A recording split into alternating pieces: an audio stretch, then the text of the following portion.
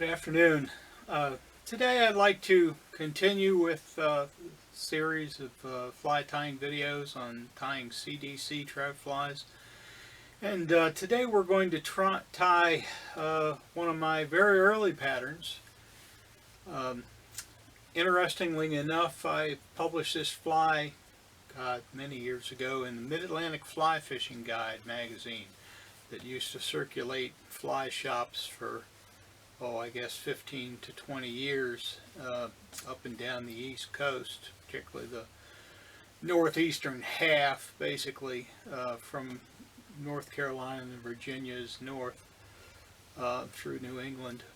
And these CDC emergers were conceived as a series, basically to imitate emerging nymphs that with a fly that would be fished in the surface film. I was glad I published the article when I did, because a few months after I did, Renee Harrop, very famous, noted fly tyer, noted for his CDC patterns, published a very, very similar pattern, the same kind of idea in, I think it was Fly Fisherman magazine. So I'm glad that mine got out there first. Otherwise, everyone that ever saw it would think that I copied Renee Harrop, which I did not. I guess many, many times fishermen and fly tyers find they think alike. Anyway, we'll do the CDC emerger. We'll do it for the March Brown, I believe, today. Thank you. Okay, my CDC emergers, the style, are typically tied on a 2 extra long nymph hook in the appropriate size. This is a 2 extra long size 12. Our March Browns are generally, the duns are about a size 10. So this gives you the proper length for that fly. I'm using orange 6/0 uni thread, and we'll get that thread started and wrap it back to the bend.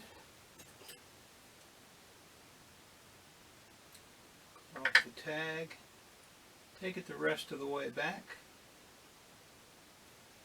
Let the thread hang about even to the point.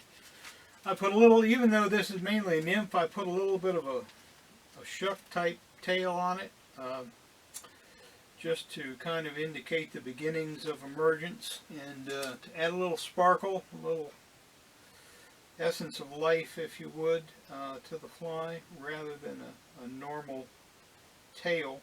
We don't go do a long shuck on this, because this fly is imitating basically an emerging nymph.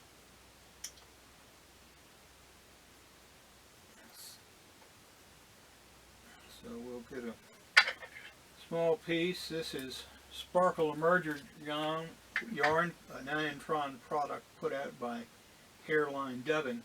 And we'll leave that tail short, just about like you would be tying on the tail of a nymph. Tie that end, tie back, start it down the bend of the hook, and there's our shuck tail.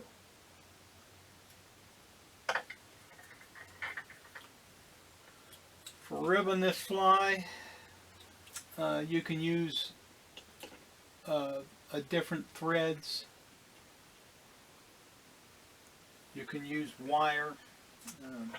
I like a little bit of shine in it, so a little bit of fine gold wire will do the trick.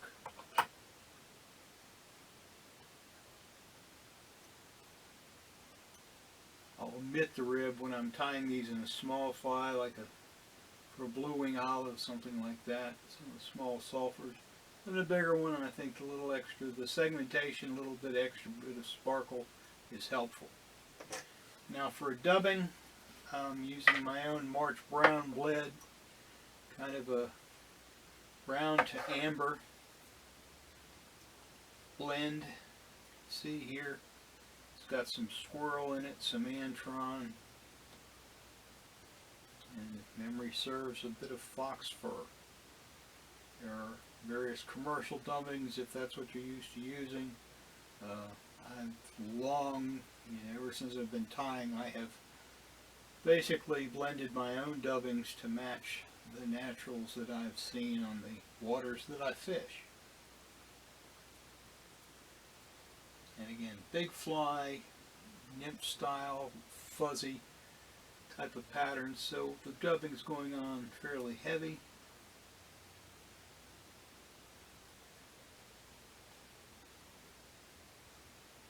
And we'll tie that. I'll need just a smidge more here.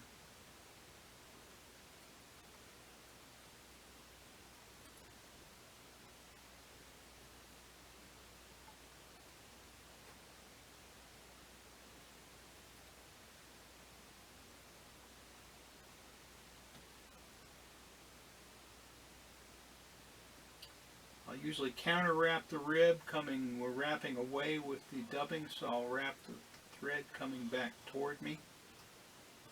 It helps keep it from sinking down and disappearing in the dubbing so much when you're counter wrapping. Also helps to add a little durability to the fly. And we'll tie that off. And then our wing case emerging wing is going to be two standard style CDC feathers, one tan and one dark brown in this case. I'll put the dark brown on top, get the tips of these feathers relatively even, and stroke the fibers toward the tips. As much of those fibers in there as possible. We'll tie that in just like you're tying on a feather for a wing case on a typical nymph pattern. Come in, cut these away, tie it down securely and leave those flat and projecting back like the wing case. And we'll come in and we'll dub our thorax.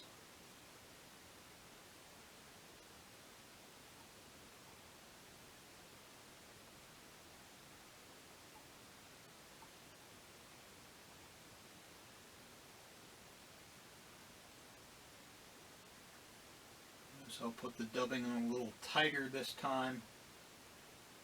So the thorax is going to be, well, it's going to be the thicker part of the fly.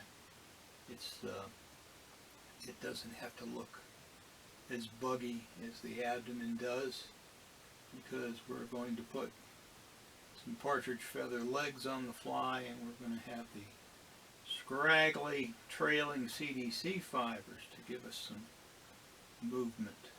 So we'll nub that thorax relatively tight and tie back over the CDC feathers with the dubbing. Come up. We're using a brown partridge feather from the center back of a Hungarian partridge.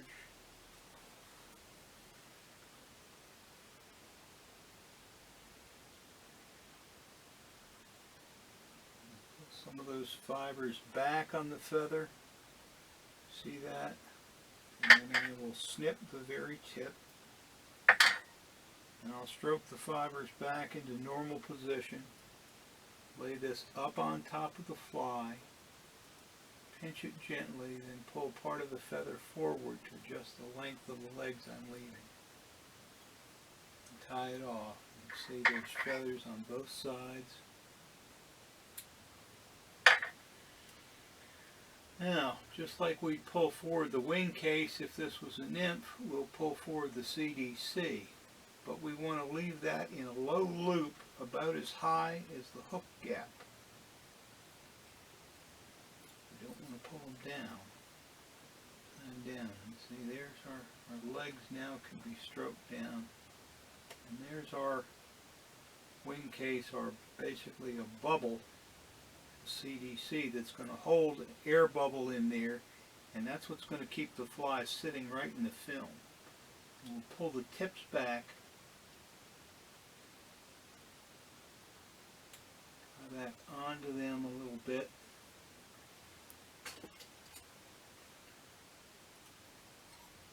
And whip finish the fly.